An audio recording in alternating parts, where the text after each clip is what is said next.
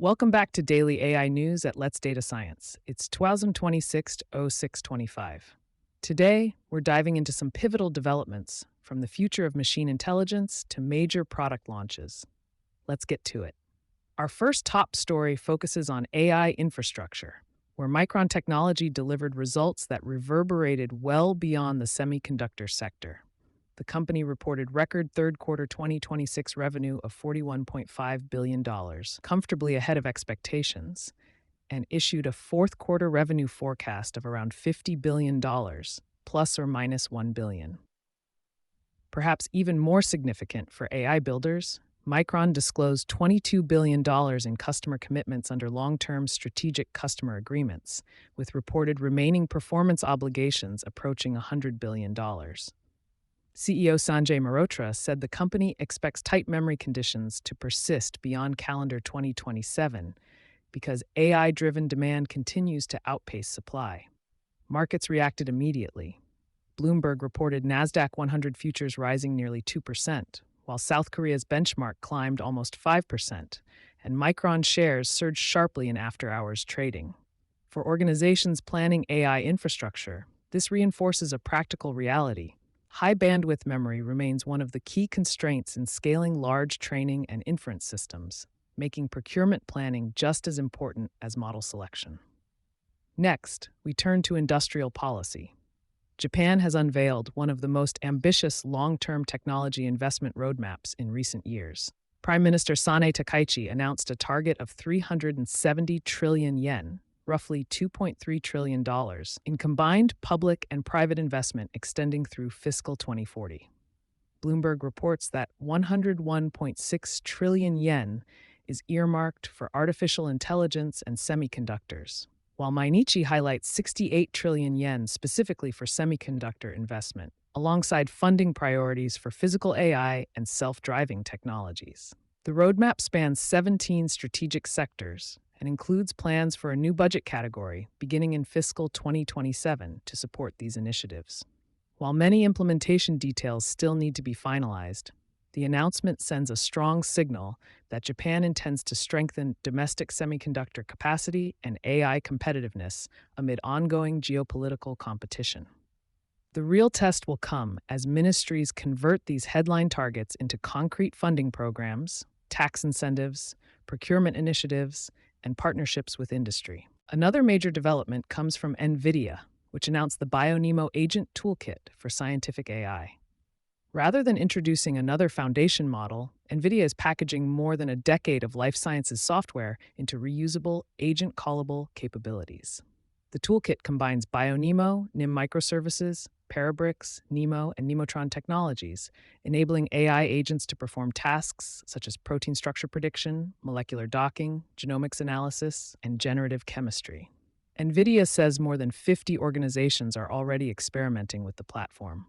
Jensen Huang described frontier models as the brains and BioNeMo as the scientific toolbox, positioning the toolkit as a way to give AI agents the capabilities of research assistants operating at supercomputer scale. Vendor benchmarks report improvements in token efficiency and task completion, while collaboration with the University of Washington's Institute for Protein Design reportedly accelerated Rosetta Fold 3 performance by roughly 2 times. As always, practitioners should wait for independent validation of those performance claims, but the broader trend is clear. AI development is increasingly shifting from standalone models toward modular systems that combine reasoning with specialized tools and well-defined workflows. Our final top story highlights the growing role of policy in frontier AI deployment. According to reporting summarized by Gizmodo from Wired, White House discussions with Anthropic over export controls affecting Claude Fable 5 reportedly improved after co-founder Tom Brown replaced CEO Dario Amodei as the company's primary participant in negotiations. Brown is working alongside Anthropic head of public policy Sarah Heck. These discussions follow the Commerce Department's export control actions affecting access to Claude Fable 5 and Mythos 5 after concerns surrounding safety guardrails and access by non-U.S. nationals. Earlier this month, President Donald Trump told Axios he no longer viewed Anthropic as a national security threat following a meeting with Amodei at the G7 summit, praising the company for behaving very responsibly. Even so, no formal policy change has been announced, and the reported improvements relate to the tone of negotiations rather than the substance of the export controls. For AI developers and enterprise customers, the key takeaway is straightforward. Policy decisions are becoming an increasingly important factor in determining when and where frontier models can be deployed. Now, for a few other key updates in our lightning round, NVIDIA has reached another milestone in AI infrastructure. IDC data show the company led the global data center Ethernet switch market during the first quarter of 2026, with $2.1 billion in revenue and a 21.5% market share, overtaking traditional networking leaders.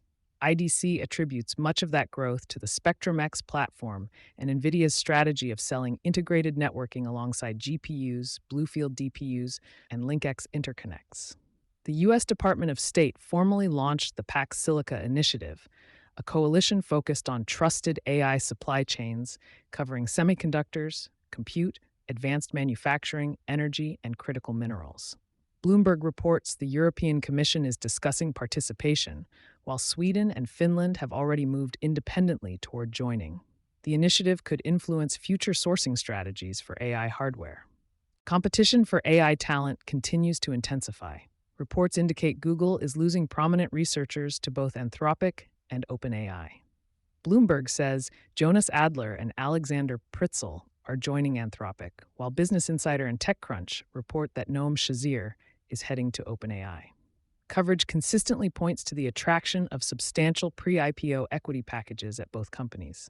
On the hiring front, Business Insider reports that TrueUp data show open technology jobs have increased nearly 14% year-to-date across approximately 9,000 tracked technology companies. Hardware engineering roles have climbed an even more striking 52%, suggesting AI infrastructure investment continues to create demand, even as concerns about AI-driven job displacement persist. South Korea also signaled continued commitment to semiconductor manufacturing. President Lee Jae-myung met with Samsung Electronics chairman Lee Jae-yong to discuss regional chip cluster investments in the country's southern region, highlighting continued coordination between government and industry on semiconductor capacity. Finally, actress Cate Blanchett introduced the RSL Media Human Consent Registry at the European Parliament in Brussels. The voluntary registry allows individuals to specify whether AI systems may use their name, image, voice, likeness, or movement through machine-readable consent preferences. While adoption by AI developers remains uncertain, the initiative represents another step toward practical governance tools for identity and AI. And that's your AI briefing for today. The landscape is moving faster than ever, and we'll be here to track it with you. For more insights, visit us at letsdatascience.com. Thanks for tuning in, stay curious, and we'll be back tomorrow with the latest in AI.